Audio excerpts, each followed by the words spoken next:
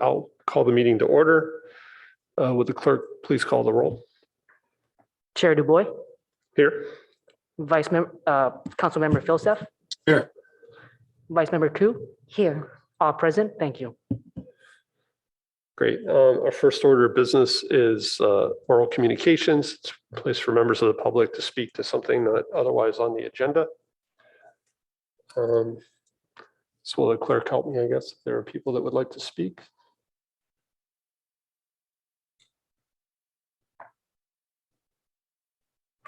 I don't see any hands, do you?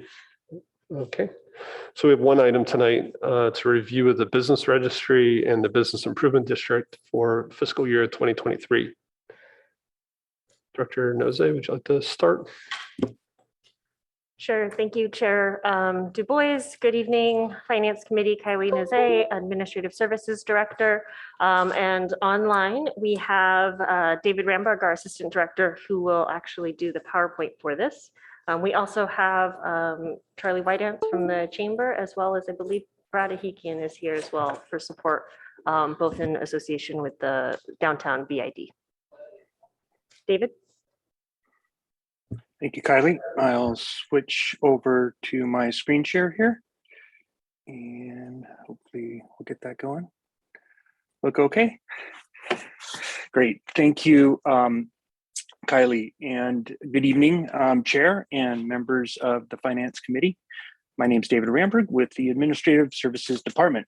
Tonight, we are bringing forward to the committee a review and a recommendation, request for a recommendation regarding the process, the fiscal year 2023 process for the Business Registry Certificate Program and the Downtown Business Improvement District Program.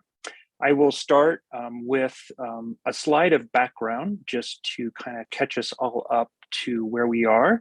The Business Registry Certificate Program began in 2015 as a way to collect information and data from businesses to help inform city programs and policies. Well before that, in 2004, the Business Improvement District had previously been established. The Downtown Business Improvement District was established to offer businesses in the downtown to contribute and to benefit from additional business-focused services and programs in the downtown area. The Business Registry and BID cycles are combined. Nowadays, they are combined into one process, which is handled online. That process typically starts in the March timeframe and runs through the June timeframe. And through that period, businesses can establish an account if they're a new business, or enter their existing account and process a new business registry and a new business improvement district assessment if they are a business in the downtown. During COVID, both of these programs were paused. So if you recall, going back to fiscal year 2020, the council the council refunded what had already been paid for fiscal year 2020 for both BRC and BID, and then in fiscal year 21 and in fiscal year 2022, both programs were put on pause and no fees or no assessments were collected during those years. The caveat to that is last year for fiscal year 2022, the Business Registry Certificate Program, the council agreed to modify that program slightly, continue to make it a no fee registration program for those businesses that registered by the due date last year. That was July 15th. And for businesses that registered after that due date, there was a full fee required. Both programs, as I mentioned earlier, are managed online. The system for the programs is provided by Avenue, which is a vendor for the city. They also provide customer support to businesses that need assistance with navigating the program and getting their registrations completed. Moving on to the next slide brings us to the core of what we're here to discuss with the committee tonight, which is really recommendations for both programs. Coming out of the last couple of years of being in pause and modified status for both programs, we wanted to bring forward to the committee and to council really a discussion about how ideas of moving forward, ranging from a complete restart of both programs possibly to some variations of that. And I will walk through three options for each of these programs that are really just suggestions and offerings to get everyone's thinking started, so to speak. So for the Business Registry Certificate Program in fiscal year 2023, for the fiscal year 2023 cycle, option one would be to resume the program with the existing timeline, the existing structure, and essentially no changes to the existing process whatsoever. So we would essentially send out notices that the registry program is starting up, and they would be due in the April-May timeframe. Option two would be to move forward with the Business Registry Certificate Program, but modify the questions to make the questionnaire and the registration process more more streamlined and smoother for the businesses that are registering. There has been comments in the past that it is a bit of a laborious process. We do ask a lot of questions and collect a lot of information. So what this would allow us, option number two, is really streamline that registration process down to just the essential information that we would need to support heading into what will be potentially a new business tax, which, if approved by the voters, would supplant the Business Registry Certificate Program. This would also, option two would also be in alignment with some of the learning we had from the COVID-19 business support programs that we rolled out. On to option number three. Option number three would continue to pause the Business Registry Program for another year, resume it in fiscal year 2024. This would allow staff and council, all of us essentially, to review what might be some changes coming from a potential business license tax if approved by voters, and to think through and build out that new system, and essentially put the BRC on pause until then. Moving on to options for the Business Improvement District, I do want to point out one misprint on this slide. Option number three is a repeat of option number two. I will speak to option number three. It is in your CMR correctly, so apologize for that. Option number two for the bid is to proceed with the existing process and the existing timeline, similar to the BRC, really just go forward as usual for the bid with the full assessment and so forth. The wrinkle here and the potential caveat here is as of the printing of the staff report, we have heard from the Palo Alto Downtown Business and Professional Association. They are the entity that currently manages the bid, that they may not want to go forward with management of the bid in the current fiscal year 2023 cycle, if we were to move forward with that. So we would need to probe that a little bit further, and I believe we can have potentially some of that discussion here tonight. For option number two under the bid, we would continue to pause the bid in fiscal year 2023, as we have for the past two fiscal years, in anticipation of resuming the program in fiscal year 2024. What this would enable us to do is to explore further possible changes in the management of the Business Improvement District. As I mentioned just a moment ago, the Palo Alto Downtown Business and Professional Association may want to get out of the management of the bid, and there has been initial conversations between that entity and the Chamber of Commerce about potentially moving forward under a new management of the bid. So this option number two would give us time to flush that out and establish a new path forward. Option number three apologize again, it's misprinted here, but it would essentially be a hybrid of option number 1 and option number 2. Really, this would resume the bid in fiscal year 2023. It would resume it, however, without a management agreement in place with any entity. We believe the city council can make that move unilaterally without a management contract in place.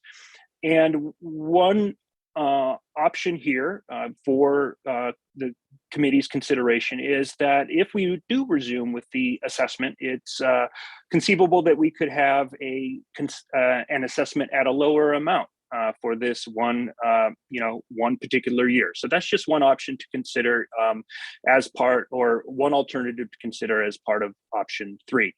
What option 3 would have continued to enable us to do, similar to option number 2, is really explore the path forward on management of the bid during that period of time, while collecting some amount of revenue to have revenue on hand for when a new management path forward would be established. So programs could theoretically get off the ground with some amount of funding at that time.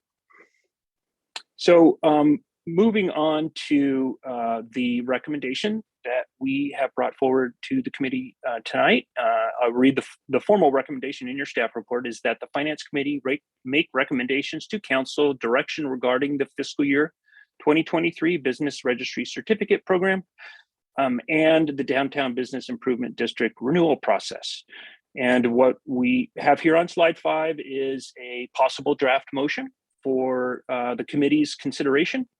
And I'll leave it there, showing you option 2 and option 3 for the bid, and move on to conclude the presentation and be happy to take any questions or discussions that you may have as the committee. Thank you very much. Okay, thank you. I'm going to suggest, since we only have one item tonight, that we break up the business urgency discussion and then the bid discussion.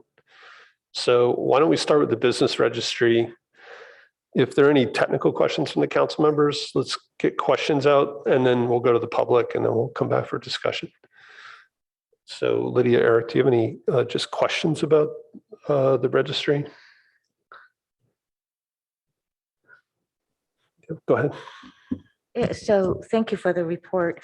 I was just wondering, the business registry and bid application forms, do the merchants have to fill it out every year, the same 9 pages, or since they're already there, is there a just update information file form? Right. Very good question. We do ask for renewed information every year. Businesses can log into their account online and fill out the application, but we do ask for a refresh of the information that's contained in there. They do have an account number that's attached to their application, so they don't have to re-register in the system per se, but they do have to complete a new process each year. Okay, so it wouldn't be as laborious. It's the first step that makes it very long process, but afterwards it gets a lot more easier. It's just updating information. Then for the bid, Well, let's come back. We'll come back to the bid. Okay, I'm that sorry. okay? Yeah, that's right. That's right. Eric, you have your hand up? Yeah, just a quick question. I mean, it's a little bit qualitative here, but we collect a lot of information on the business registry. How much of it, having done this for a few years, how much of it do we actually use? A little, a lot, somewhere in between? Yeah, that's a good question, Council Member. It is probably somewhere in between. We certainly had intentions and ambitions for a very extensive collection of information, and we have used that to different levels over the years. Most recently, a department contacted me about an upcoming study that they have that they are planning for, and wanted to understand what sort of information was in the system for their potential use. The data has also been used for informing transportation programs and other efforts such as that. But I would say it's more in the in-between line. One of the comments from council in years past has been to do outreach and find additional beneficial uses for the data that we do collect. And so that was going to be a next step to build out and enhance the BRC process. But right now it's somewhere in between, like you said. Okay.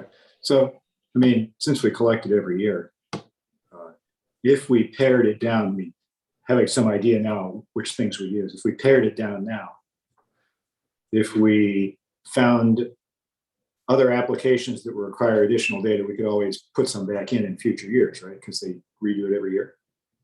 That's correct. It's an online form that takes some adjustment by Avenue, and that usually takes a month or so, depending on the nature of the changes. And once they roll those changes out, then it would be in place. And so, yes, we can add things or subtract things. Okay, thanks. You're welcome. So it sounded like in the staff report that the fastest path was not changing anything. So you're saying take about a month to just delete questions, simplify it? Right. Every year there is a little bit of new setup just to get the new dates in the system and any changes to any of the fees or how the fees are applied. So that's kind of routine for every year. We usually look several weeks to a month just to get that piece done. If we were to remove questions or make modification questions, we would anticipate a little bit further. That would be something along the lines of option number 2, would take a little bit longer, but just to start up what we have, we would work with Avenue and just do a standard refresh and relaunch. Chair Du Bois, one thing to just remember is the changes to the online form, city staff actually are not the ones who are doing it. It would be the consultant. So we are working with their timelines.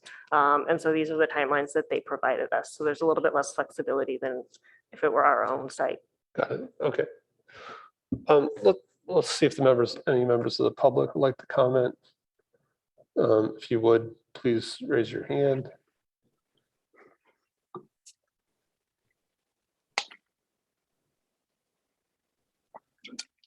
Again, I'm not seeing anybody.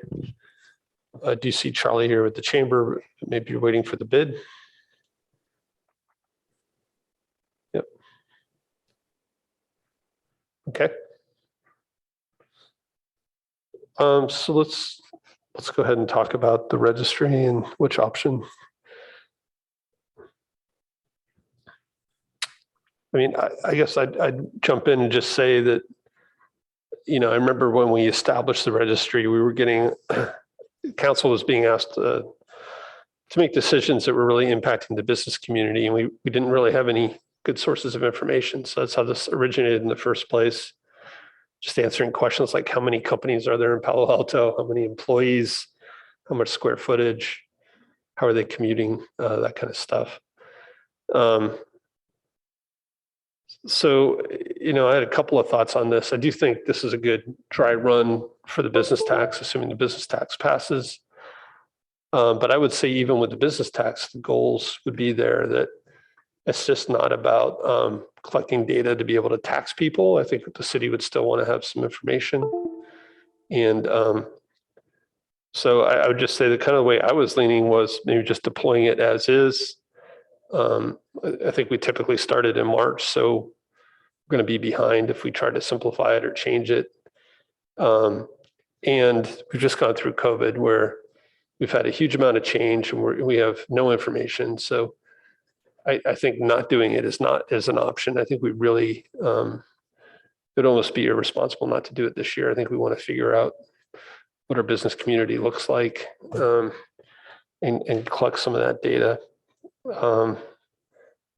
So those are just my initial thoughts, would be actually to go with option 1 and just get it out there and start the process. And I do know COVID has hit certain businesses pretty hard. I mean, other people had pretty good year. I feel like the $50 fee is pretty minimal. And I think, as a city, we should look at cost recovery. And so I would say, if we do the registry, we should go ahead and resume the $50 fee as well. Eric? Well, that's sort of similar in spirit with, I think it's time we start. I mean, there's no guarantee the business tax is going to pass. It's time we start getting back to normal on stuff, and this being one of them. That said, if the business community is complaining that we have this giant, 100-page survey, it's not 100 pages, okay, but this long survey, and we're not using some of the information on it and stuff like that, and they'd like to see it simplified, I think we ought to listen to that.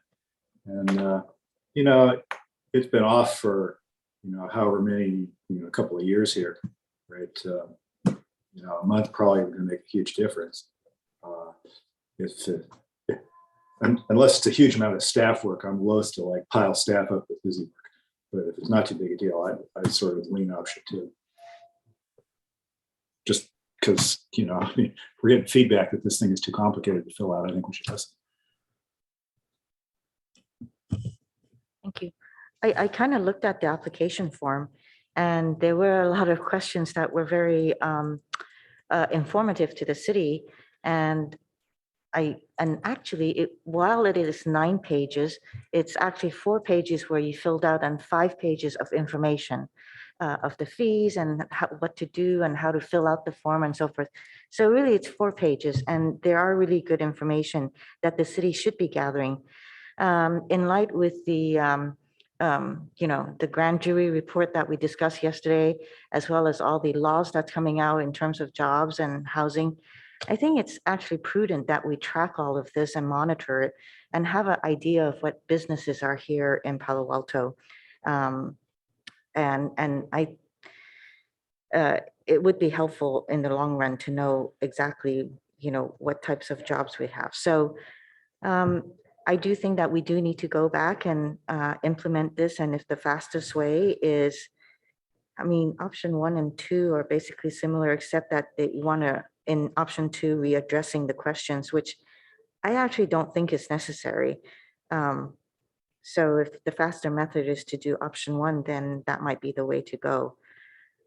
Also, with regards to the fees, I know staff came up with a really good method of collecting the fees with the register by July 15th and not pay it, but anything after to do so.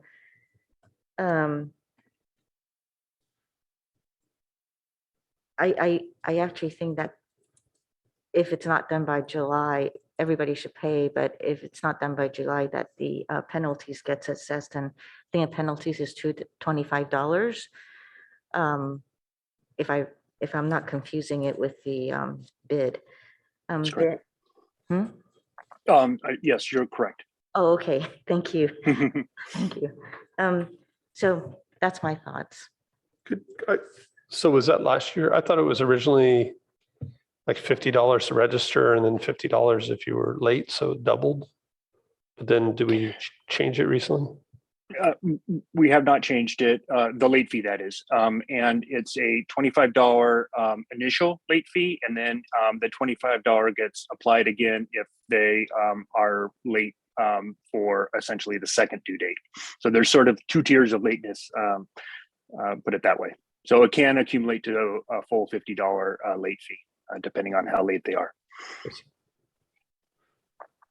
And Lydia, if you were going to shorten the form, were there any questions you would drop? No, actually, no. Because it asks about how the employees are coming into work, if there are rides provided. And those are all information that we want to know due to VMT and all of that. And the rest is just, registering their business. So with this consulting company, it's Avenue, I guess is the name. Were they also cleaning up the data that we got? Was that part of their contract? It is part of their contract. It's part of the discovery services that is built into the contract. The discovery services, in addition to cleaning up the data, they do outreach to businesses to ensure that businesses that either are that haven't registered or that are possibly brand new get into the system, and then there's also a follow-up in terms of any unpaid fees at that time. We the last 2 years we've put that exercise on pause as well during COVID, just to not add an additional layer of burden to businesses. So we would restart that process, the discovery process, and it would go through and validate additionally validate the data and add any unregistered businesses to the database as well. And just one point to add to Mr. Ramberg's response, although we didn't necessarily do specific discovery work while the pandemic was going on, we did ensure that we were incentivizing businesses to register as part of the program to make it an eligible qualification for things like tenant, rent forgiveness, or for the business grant program. So we did do our best to make strides in the efforts of getting more businesses obviously enrolled in and registered, just short of taking the more kind of targeted approach of from a discovery perspective. And so are they emailed or mailed if they're late? So they are emailed, but the primary means of communication is through physical mail.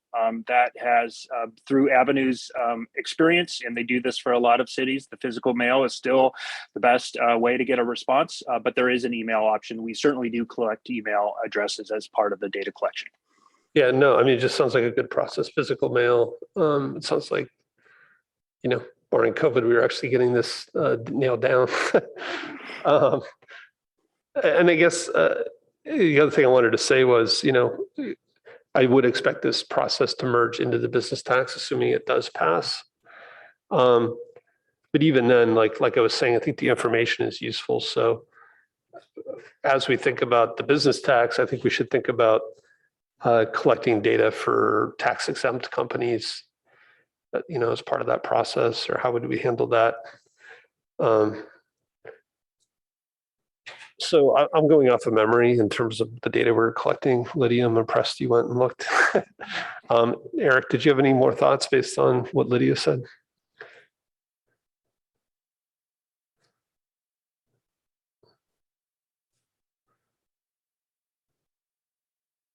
Let me ask you, actually, can I ask a question? If it's unanimous, does this go on consent, or is it going to be an action item? I would say if it was unanimous to put it on consent. We'll have to look at that. It may be based on regulations in terms of adopting one of the resolutions. I can't remember if it's the bid or the BRC has to be action because it would be a public hearing potentially, but we would take the path of following your procedures, but meeting the noticing requirements. I'm getting the impression it might influence Councilmember Filseth's vote, depending if it needs to be an action item or not. So do we have clarity? Yeah, we really should take time to look at that. You want to look at it while we maybe go into the bid, or? Well, it's not necessarily that simple. Okay. Okay. We should be careful with the procedures. So I think we can't give you a definitive answer tonight. Okay. Yeah. So it sounds like one of them may be, but we're not sure. Have to go to council anyways. So I guess I'll go ahead and make the motion that we would just proceed with option one on the business tax. And then I guess I heard different opinions on whether we should just charge the $50 or do it for no charge this year again. Again, my feeling is it's actually like a pretty swift recovery for a while, and $50 is not that much. And that actually the cost recovery part for the city is important. But so I guess I would make the motion that we resume, with the fee. So it'd be just option 1 and delete I there.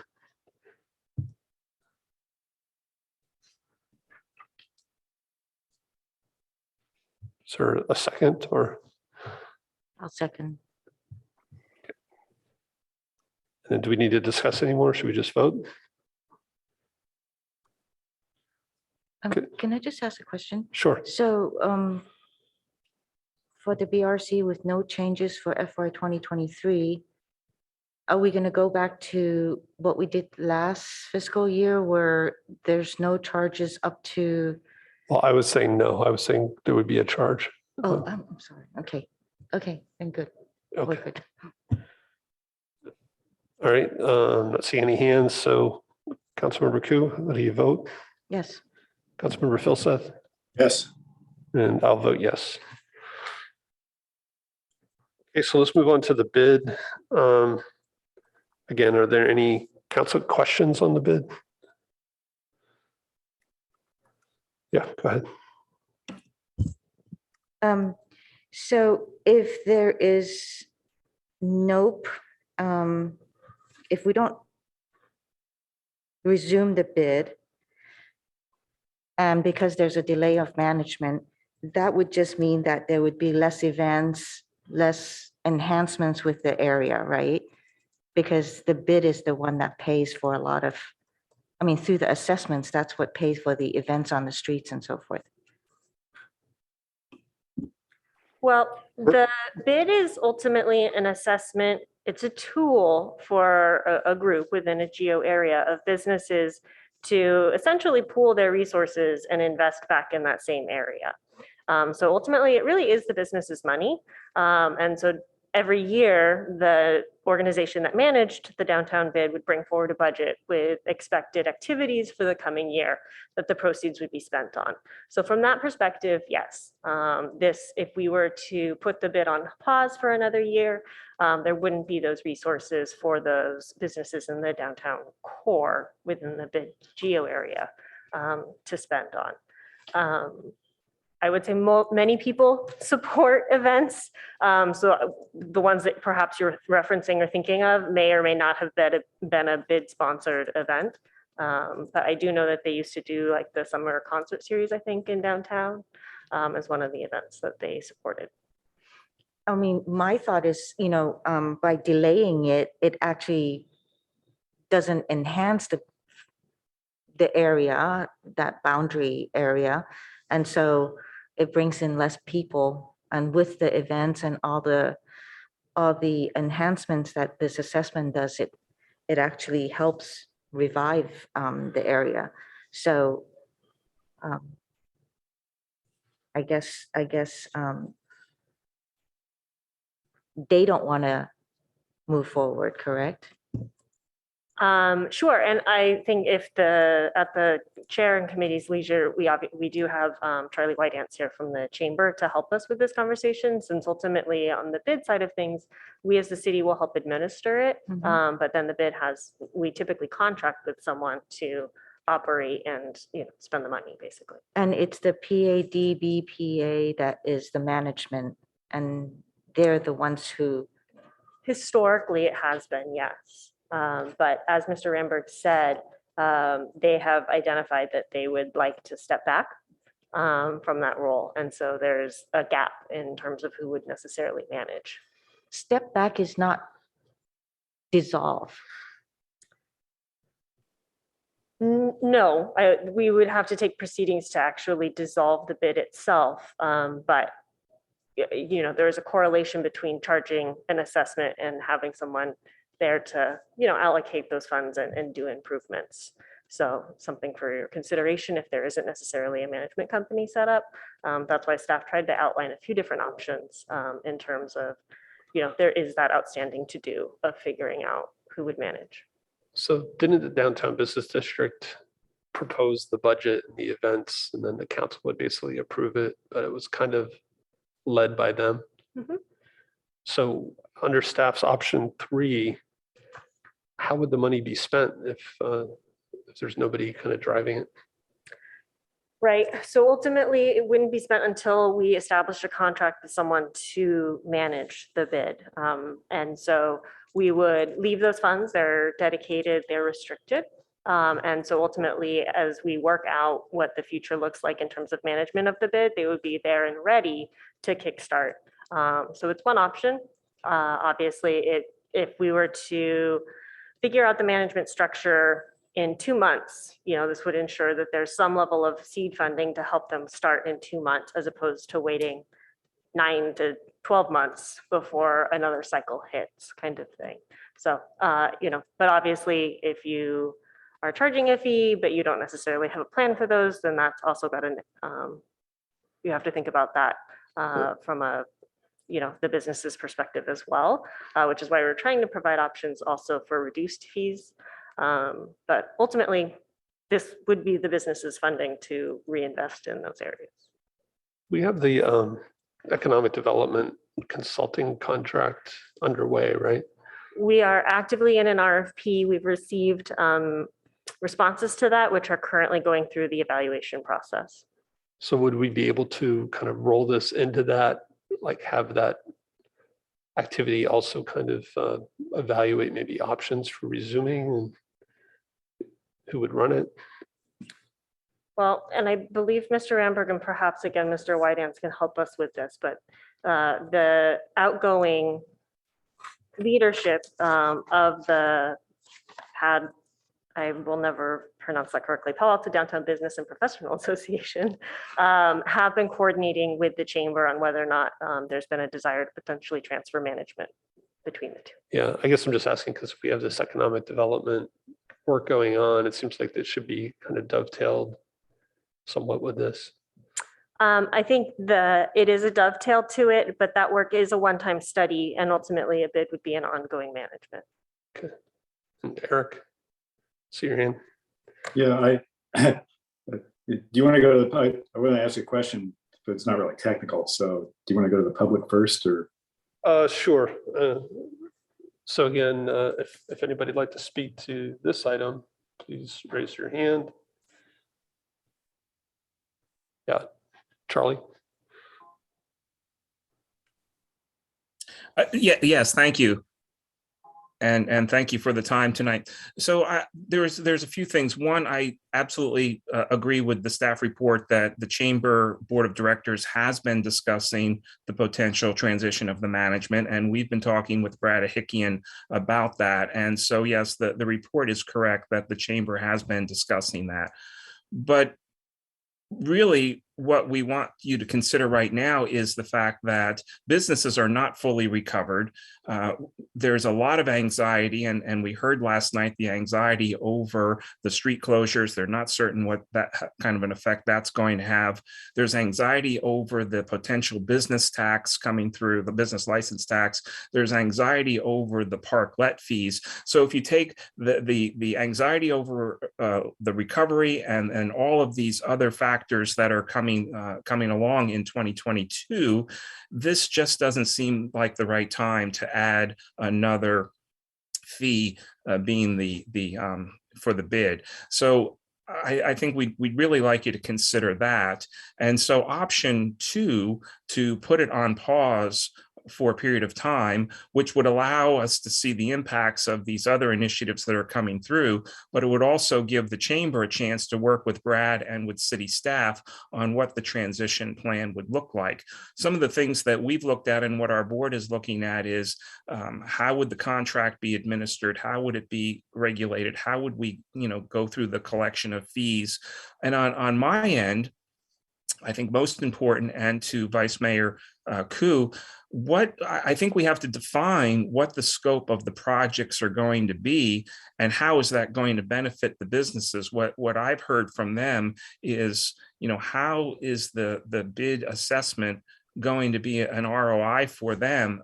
Are they going to see, are these events and activities and initiatives that would come through the bid assessment, how would that improve their business? How would it improve their sales? How would it improve people walking through their doors? So I think really what we would like to see you do is consider option 2. it gives a chance to put the assessment on hold while we see how these other initiatives are coming through. And it gives us a chance to work with you and with Brad and the former bid on how we can look at this transition and answer some of these questions. So again, I think we really, if we're going to put the assessment in, we have to give them an idea, the businesses, an idea of what the return on their investment is going to be. And I'll stop there. Thank you. Thanks. And I don't see any other hands up. So just come back to council and, oh, there's Brad. Brad, go ahead. Thank you everyone for tonight. I just want to be here to answer any questions you may have and just let you know that I support option number 2, many of the reasons that Charlie just mentioned. You know, we're still dealing with a recovery here. We're trying to understand kind of the needs of our downtown. And I will say, many of you guys know Russ Cohen, who is the former executive director of the bid. Russ put a lot of sweat equity into this organization. We got a lot more out of Russ than we could have gotten with any other executive director. Our number one concern with Russ left was how do we fill that role, and an important role, with somebody that actually cares about our downtown, that's going to put the effort into our downtown to really support the cleanliness, safety, and economic vitality of our downtown. One of the challenges that we had when we were kind of thinking about forward thinking of the pad of the bid was who's going to do this role. Now, obviously, you can go and outsource it to somebody who's just going to do the administration. Or is it something that where we could partner with the chamber, someone who is connected to the business community, understands the needs, is involved in the listening to the voices of the businesses, which is a lot of what Russ did. He was out in the community. He was talking to the businesses. He was meeting the new retailers that came into town. Russ was the squeaky wheel when there's branches growing out of tree wells, when there's spray paint on the walls, when somebody spilled their ice cream on the street. It was more than just running an event. It was maintaining a downtown in a condition that people want to come to and be part of. So there was a lot of pride that went into that role. I think the chamber has what it takes. I know that we had some functional challenges within our organization. One of them being the biggest criticism that we always receive was that majority of the funds went to an executive director. I think a lot of people didn't really understand what Russ really did. But like I said, he was the eyes and ears on our streets. And he was the first guy calling the public works when there was a problem. He was the first one calling meetings with the merchants. And like I said, I think the chamber has stepped up. I think this additional time would allow us to continue working with the chamber and staff to develop a new program with a clear vision that we believe the businesses can support. I'm here to answer any questions you may have. And thank you for your time. All right, thanks for that. So go back to Eric, I guess, if you want to. Yeah, so I mean, this is sort of my understanding of this, and I think we talked about this in the past, is that my understanding of the way that the bid works and so forth is that, the downtown businesses get together and think that and see that, there's some value in us having basically a combination of sort of mini trade association and pooling some resources to do marketing and outreach and other kind of stuff that makes sense for the downtown businesses. And so they assess, a small fee on themselves to fund this. And again, some went to Russ and, well worked with Russ and so forth. And I remember asking a couple of years ago, sounds real good, but why is the city involved, right? And the answer, well, there were a bunch of operational reasons that made sense, is my recollection from that. So, okay. But if we're here in 2022 and the downtown businesses don't want to do it, then then we're sort of here to serve them, right? I mean, if they don't want to do it, then we shouldn't foist it on them. So if they don't want to do it, then I don't understand why we would pick any other option than option 2. So. That was kind of my question. So, what is the downside of putting it on pause if the businesses aren't interested? There isn't one.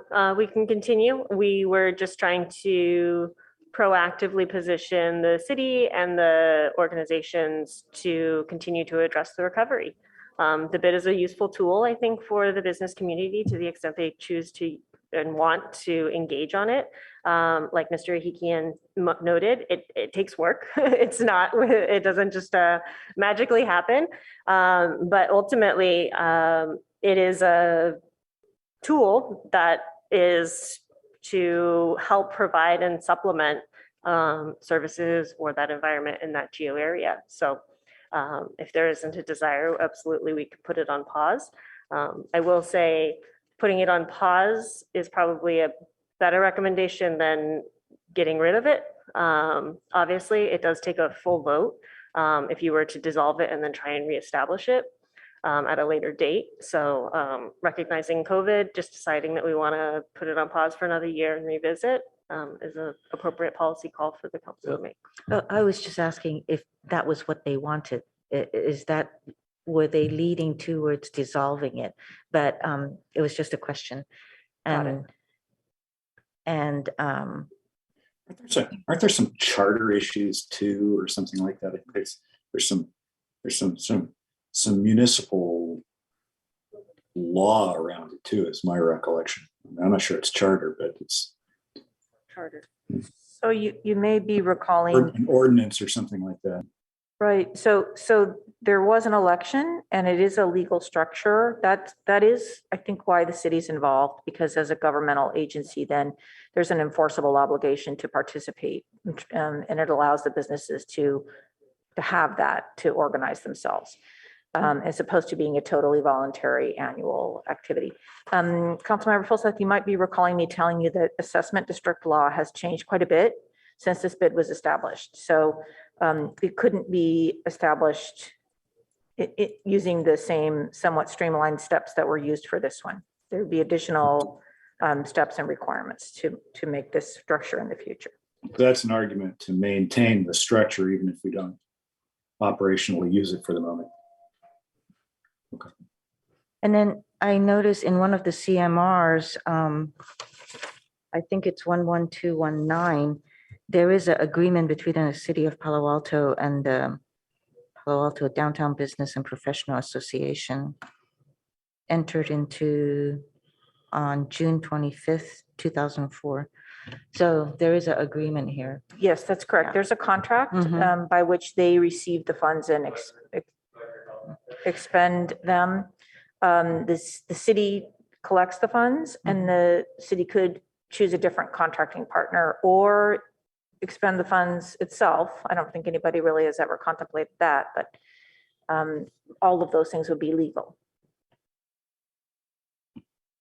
I mean, I feel like this is something that they put together, the downtown businesses, to benefit them. So if they don't want it or to pause it. So Brad and Charlie, I guess, like, and you guys have talked about this, but it sounds like you see value in it. Your intent would be to resume it at some point. You just want to pause it for now. Is that correct?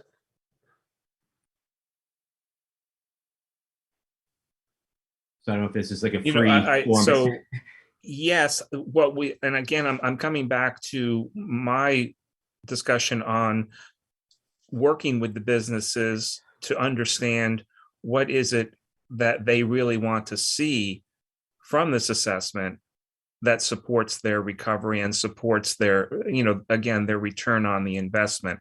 And I think Brad and I have had conversations with them on, we have to almost put together that chart of work or that scope of work for them to see what we can do to support that. Yeah, I'll just follow up and say, one of the more sensitive balancing acts that we did at the bid was understand that who our constituents were and are. And we were very sensitive when it came to doing major adjustments to the bid, which required us to go get a majority vote from our members. Things are like rate hiking our members or aggressively pursuing collections. And I will say that's something Russ spent a lot of time on, was just calling people, collecting money, because that was the softest approach. And the last thing we wanted was an uprising from the business community saying, hey, this isn't worth it. What are we getting out of this? So I think Charlie and I are on the same page with, we want to show the business community that we're coming to the table with something of value, that we think that they can get behind, where they think that this is actually going to benefit the downtown and the businesses. I think we can do it, but it's going to take some time. And I will say, this is maybe not for today's meeting, but it's not just a program. It's also working through some of the elements of the contract with the city. Because there's some elements in here that I think can be approved upon that can help make this program even better and stronger, right? And I don't think it's major changes, but I do think there were some of the changes that also inhibit us from, spending more of the money in the community. Let's put it that way. Okay. So any council members want to make a motion? Move option 2. Second. Okay, so that's the motion to just pause it. Direct staff to work with the chamber and the PAD BPA on the transfer of the bid management. Okay, let's go ahead and vote. Councilmember Filson, Yes.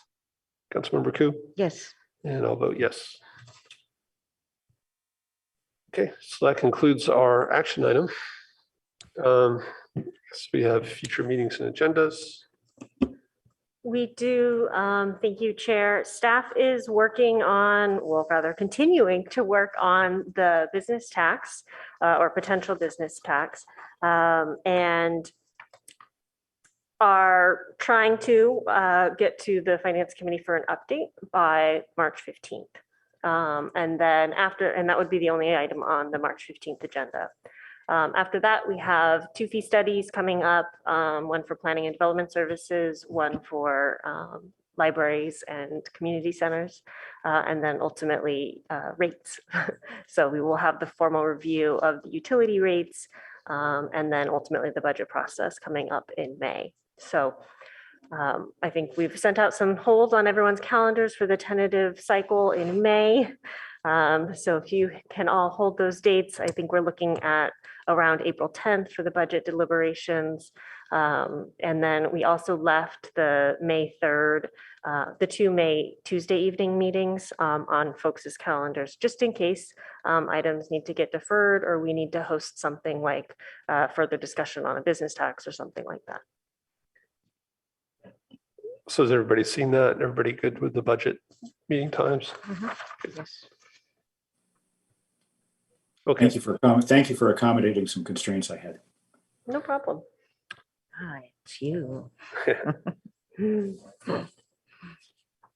So obviously, I think we're being fairly efficient. If there are any more items that need to be on the agenda, we're here to help. Awesome. Thank you all. Right. Okay, I think that's it.